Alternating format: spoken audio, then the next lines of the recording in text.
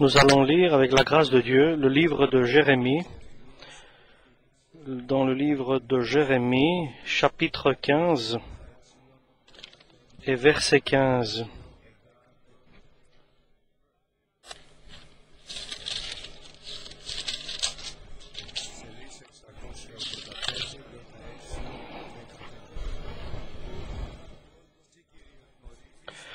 Tu sais tout, ô Éternel, souviens-toi de moi, ne m'oublie pas. Venge-moi de mes persécuteurs. Ne m'enlève pas, tandis que tu te montres lent à la colère. Sache que je supporte l'opprobre à cause de toi. J'ai recueilli tes paroles et je les ai dévorées. Tes paroles ont fait la joie et l'allégresse de mon cœur, car ton nom est invoqué sur moi, Éternel Dieu des armées. Je ne me suis pas assis dans l'assemblée des moqueurs, afin de m'y réjouir, mais à cause de ta puissance, je me suis assis solitaire, car tu me remplissais de fureur. Pourquoi ma souffrance est-elle continuelle? Pourquoi ma plaie est-elle douloureuse, et ne veut-elle pas se guérir? Serais-tu pour moi comme une source trompeuse, comme une eau dont on n'est pas sûr? C'est pourquoi ainsi parle l'Éternel. Si tu te rattaches à moi, je te répondrai, et tu tiendras devant moi. Si tu sépares ce qui est précieux de ce qui est inutile, tu seras comme ma bouche. C'est à eux de revenir à toi, mais ce n'est pas à toi de retourner vers eux. Je te rendrai pour ce peuple comme une forte muraille d'airain. Ils te feront la guerre, mais ils ne te vaincront pas. Amen. Jérémie le prophète, serviteur de Dieu, dans une période difficile ou une période d'apostasie, donc d'éloignement du peuple de Dieu, avec un message qui les fait revenir vers Dieu, un message qui pour le salut d'Israël et le retour d'Israël. Mais avec le temps et le jour, Jérémie s'est trouvé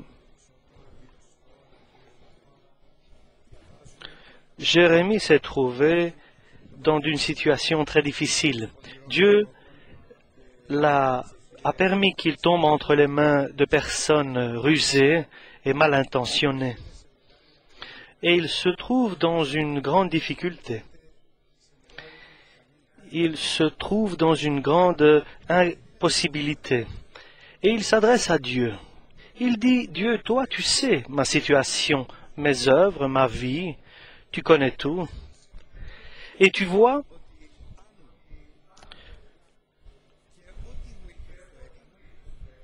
et tu as remarqué que ce que tu m'as dit, je l'ai fait, j'ai exercé ta volonté, j'ai accompli ta volonté, j'ai suivi ta loi, tes commandements, tes recommandations.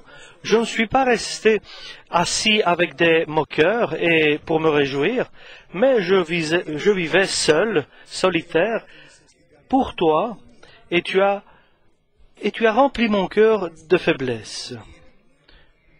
Nous attendons la paix et nous ne voyons pas la paix. Que se passe-t-il, Seigneur? Pourquoi nous souffrons? Pourquoi j'attends avec impatience ton intervention et cette intervention ne vient pas et tu n'agis pas? Et il demande une explication à Dieu. Il veut savoir pourquoi, comme il doit le faire, comme doit faire chaque personne lorsqu'il a quelque chose à demander à Dieu. Lorsqu'il voit dans sa vie que Dieu n'est pas avec lui, il doit certainement approcher Dieu et demander pour recevoir une réponse pour les questions qu'il se pose. Parce que seulement Dieu a les réponses qui satisfont l'homme. et les interrogations que nous avons. Si tu retournes, nous dit Dieu, alors moi je vais de nouveau te remettre en place. Je vais te rétablir et tu seras devant moi. Mais Jérémie n'est jamais parti de devant Dieu. Il ne s'est jamais éloigné. Il ne s'est jamais égaré de Dieu. Il ne s'est jamais emporté au loin de la face de Dieu. Pourquoi Dieu lui dit, si tu reviens, si tu retournes? Pourquoi Dieu demande qu'il revienne, alors je te rétablirai et tu seras devant moi de nouveau? Et encore? Et il continue. Et si tu rejettes ce qui est inutile et tu gardes le précieux, tu seras comme ma bouche. Et il le dit à Jérémie, la personne sainte de Dieu, sanctifiée par Dieu. Et il dit quelque chose qui est l'explication de la parole de Dieu. Que eux viennent vers toi et toi ne vas pas vers eux. Donc toi ne vas pas vers eux. Et tu seras obligé d'écouter leurs paroles et après tu viens vers moi et tu pries et tu intercèdes pour eux. Ce n'est pas ce que moi je désire de ta part. Je n'ai pas de sentiment pour les hommes pour que tu viennes demander pour eux en intervenant pour eux et demandant pour eux ce qu'ils veulent. Ta mission est que tu viennes directement chez moi avant de passer par eux et que tu prennes mes paroles et que tu leur dises. Et Dieu lui dit que Jérémie, tu fais les choses à l'envers. Et il lui dit très bien. Et nous allons le voir au chapitre 14, au verset 19. Donc de Jérémie, nous entendons la prière fausse, cette prière qui est une erreur, celle que Dieu ne veut pas, c'est celle que a fait Jérémie. Donc je lis, as-tu donc rejeté Juda? Et ton âme a-t-elle pris Sion en horreur? Pourquoi nous frappes-tu sans qu'il y ait pour nous de guérison? Nous espérions la paix, et il n'arrive rien d'heureux. Un temps de guérison, et voici la terreur. Éternel, nous reconnaissons notre méchanceté, l'iniquité de nos pères, car nous avons péché contre toi.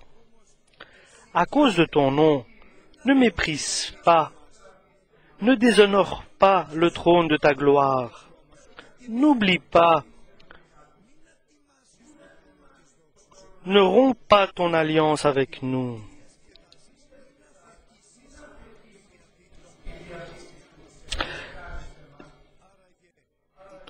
Donc, il y a parmi les idoles des nations, en est-il qui fassent pleuvoir? Ou est-ce le ciel qui donne la pluie? N'est-ce pas toi, Éternel notre Dieu, nous espérons en toi, car c'est toi qui fais toutes ces choses.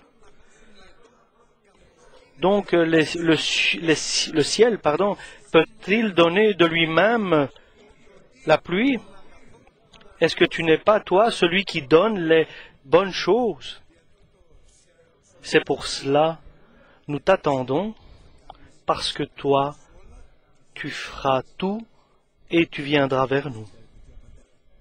Et vous savez ce que Dieu répond? Au chapitre 15, verset 1. L'Éternel me dit, quand Moïse et Samuel se présenteraient devant moi, je ne serai pas favorable à ce peuple.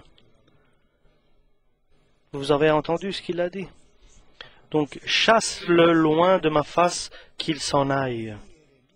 Donc, Jérémie, tu as perdu le sens de direction. Ton sens n'écoute pas. Ne les écoute pas. Ceux qui sont dans le péché, qui sont dans la transgression, ne les écoute pas. Tu es influencé par eux et tu viens faire les remarques devant moi. Je ne t'ai pas établi pour être pour ce peuple, moi je t'ai établi pour que tu sois pour ma parole, pour la vérité et de la volonté de Dieu. Moi je t'ai établi pour que tu sois comme une ville fortifiée et comme des murs de fer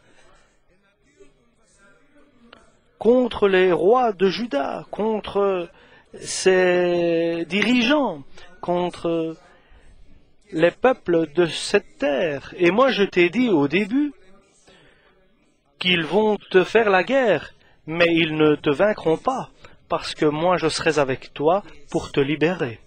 Et toi, au lieu de faire exactement ce que moi je t'ai demandé, et je continue à te dire, toi, tu es entraîné et influencé par leurs paroles et par tes sentiments pour ces personnes, lesquelles tu aimes, mais moi, contre eux, j'ai décidé d'autre chose.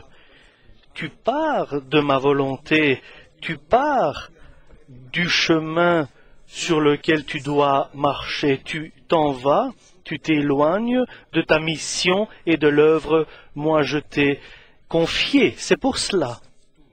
Ne va pas vers eux pour écouter leurs paroles, leurs remarques, et que tu viennes me les apporter, mais tu viennes d'abord chez moi pour que tu écoutes ma parole, ma volonté, mes désirs, et après que tu ailles vers eux et que tu annonces ce que moi je t'ai demandé de dire. Et cela, chers frères et sœurs, ça c'est la grande erreur que nous faisons, nous, les hommes de Dieu, les personnes qui sont religieux. Comme le désir Seigneur que nous soyons des anges qui transportent la bonne nouvelle, comme l'ange Gabriel qui qui se tient devant Dieu en patientant et attendant la parole qui vient de Dieu pour pouvoir être envoyé en mission pour apporter un message aux hommes.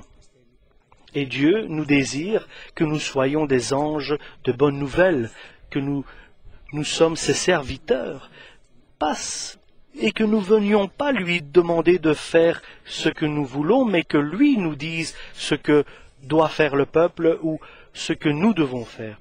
Et nous ne devons pas lui donner des ordres avec des supplications et des insistances, mais de prendre des ordres et des commandements et avec fidélité de sa part pour les transmettre. Et Jérémie, une personne sanctifiée de Dieu, remplie du Saint-Esprit, a perdu le sens de direction parce qu'il ne savait pas qui devait-il approcher d'abord.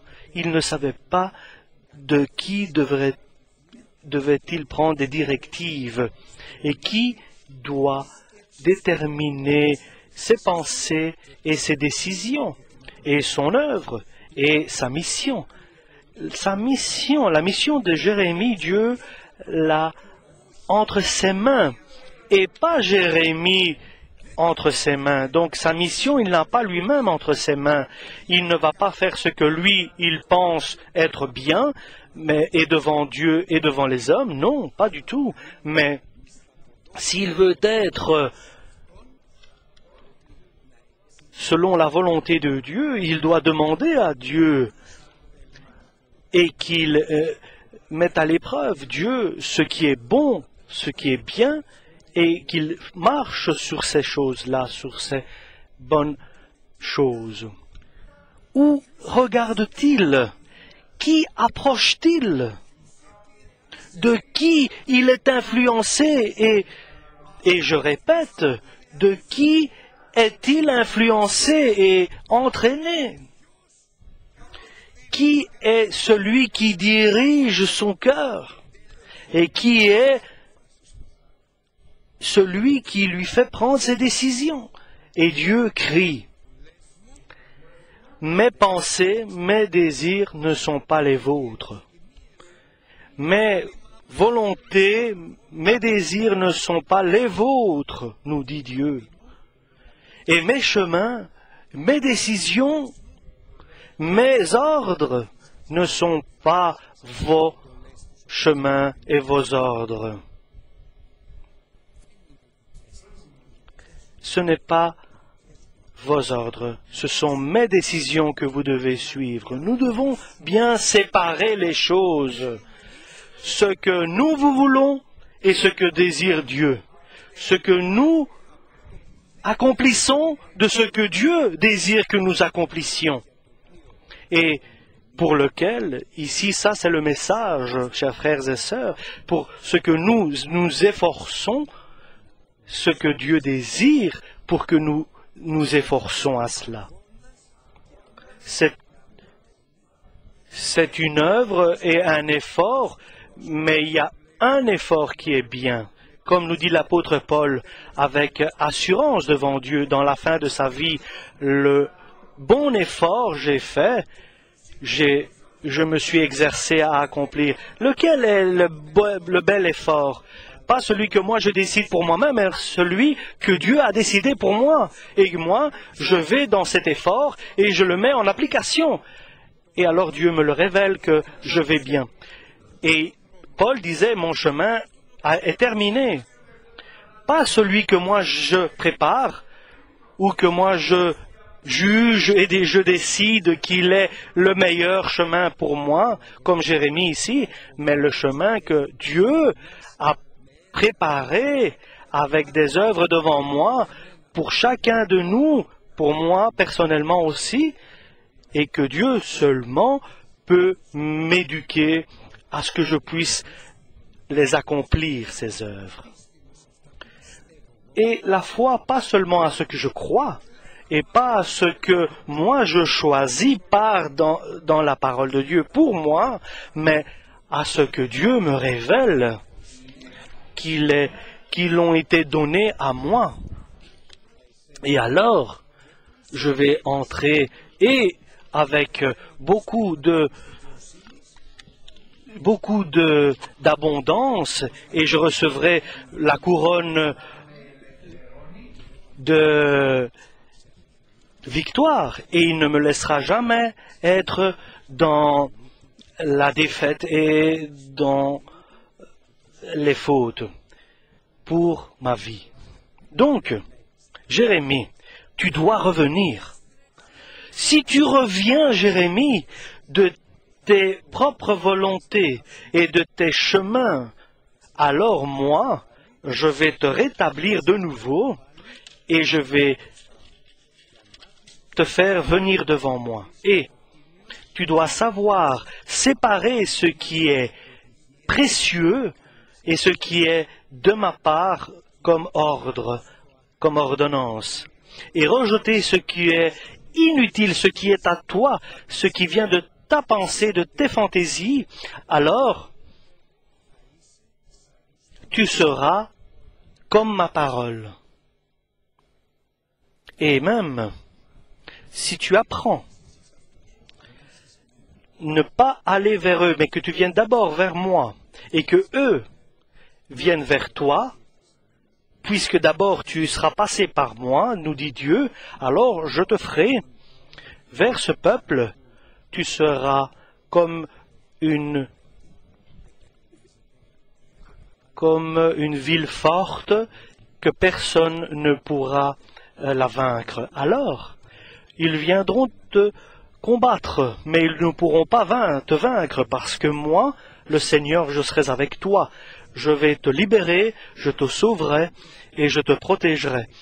Et tu seras jamais abandonné, mais tu seras toujours libre et tu seras toujours jamais entre les mains de tes ennemis. Donc, chers frères bien-aimés, si tu veux être fort, puissant,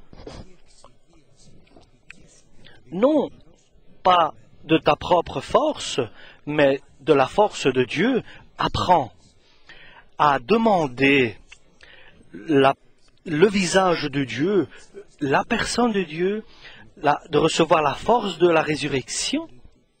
Comme cela, le jour où il va te révéler sa volonté, ce qui est bon et bien et ce qui est parfait pour toi. parce que pour chaque personne, Dieu a de différentes efforts et œuvres à faire. Et ta croix n'est pas la mienne. Et je ne peux pas prendre ta croix pour moi. Chacun a sa propre croix à supporter. Et Dieu a préparé ton chemin. Et mon chemin, je ne peux pas faire qu'il devienne ton chemin. Et vice-versa. Et toi, tu ne peux pas prendre mon chemin pour le faire tien. Et il a une fidélité précise, c'est-à-dire que tu dois avoir de Dieu pour que tu puisses lever ta croix et que tu marches sur ton propre chemin. Ne regarde pas les autres, n'écoute pas les autres, qui qu'ils soient. Demande seulement du Christ qu'il te parle à toi, qu'il te guide à toi et qu'il te dirige à toi, parce qu'il y a les promesses de Dieu précises et qui ne peuvent pas être changées et uniques. Moi, je vais te conseiller. Moi, à toi, je vais t'enseigner le chemin sur lequel tu dois marcher, avancer. Moi, je vais te protéger parce que mes yeux seront sur toi. Moi, dit Dieu. Et moi, je serai ton conseiller. Je serai ton conseiller personnel et ton ami personnel. Et je le répète encore une fois, dans l'Église du Christ, nous sommes un corps, le corps du Christ, des membres du corps du Christ. Mais chaque membre a sa propre mission et sa propre œuvre. Et l'œil doit voir, n'a aucune relation avec l'oreille. L'oreille pour entendre et a aucune relation avec la main pour prendre, pour attraper, et n'a aucune relation avec le pied. Mais chacun, seul, chaque membre seul, avec le Christ qui est la tête, dans son œuvre, dans sa mission, dans sa croix, sur son chemin et dans la foi. Et si tu reviens aujourd'hui, Dieu nous appelle, de tes volontés, de tes pensées, de tes chemins, le Seigneur va de nouveau te rétablir et il va te mener pour rester devant lui. Alléluia! Et si tu apprendre à faire la différence entre tes volontés et celles de Dieu, les chemins de Dieu pour toi et tes propres choix, si tu sais séparer ce qui est précieux de Dieu et ce qui est inutile de toi, alors seulement Jérémie et frères, tu seras comme la bouche de Dieu. Et dans aucune autre situation. Autant que tu marches dans tes propres pensées et dans tes propres désirs, tu diras, et ce seront tes propres paroles. Il n'y aura aucun résultat et aucun bénéfice il y aura. Mais lorsque tu vas prendre une décision ferme, de marcher et de choisir, au lieu de tes volontés personnelles et des convoitises personnelles, mais la volonté de Dieu est la volonté de Dieu, et au lieu de vivre par tes propres volontés et décisions, au lieu des décisions de Dieu, alors le Christ, avec une totale certitude, parce qu'il est écrit, et l'Écriture ne peut pas être changée. Et seulement alors, le Christ, il va te faire comme sa bouche. Et si tu fais attention et tu éloignes des paroles des hommes et des futilités et des vanités du monde, et des contradictions, des pensées de ce monde et des volontés, des convoitises des hommes, et que tu cherches la présence de Dieu, du Christ, de ces paroles, si tu recherches les murmures du Saint-Esprit pour toi et que tu insistes et que tu désires vivement cela, alors Dieu va te les donner, va te les offrir et il va t'établir. Tu seras comme une forte ville, comme une ville fortifiée devant toutes les autres. Et la force de Dieu sera avec toi. Et la différence se verra, parce que personne ne pourra te vaincre. Et tu seras libre et béni. Et tu auras beaucoup de résultats dans ta vie, de bénéfiques, beaucoup de fruits. Qu'est-ce qui est que nous prions devant Dieu? Qu'il fasse notre volonté dans notre vie, ou bien qu'il fasse sa volonté dans notre vie? Là, c'est la question. Amen.